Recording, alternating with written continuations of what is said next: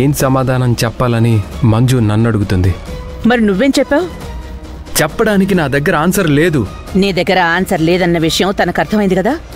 సిరికి నిజం చెప్పొద్దని మంజు దగ్గర నువ్వు మాట తీసుకో. అమ్మా, తను అలా ఎలా మాటిస్తుంది?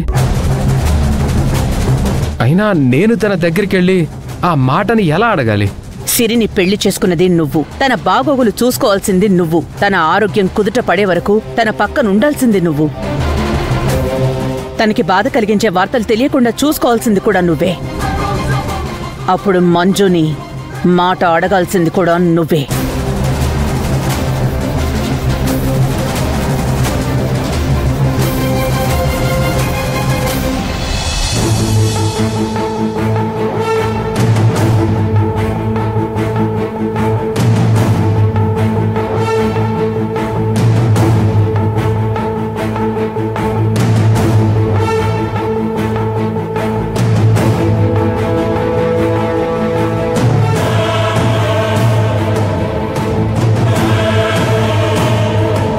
ఏం జరిగింది సిరి?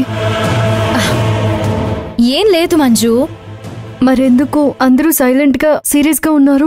ఏంటి ప్రాబ్లం? ఇప్పుడు నువ్వు వచ్చావు కదా, ప్రాబ్లం తీరిపోతుందిలే. నీ చేయి చాపు. ఎందుకు? చెప్తాను, ముందు చేయి చాపు.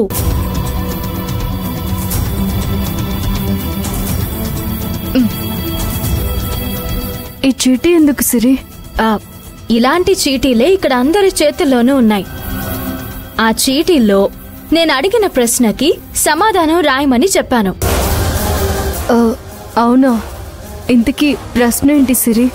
అదేంటంటే, నీకు ఈ ఇంటికి సంబంధం ఏంటి?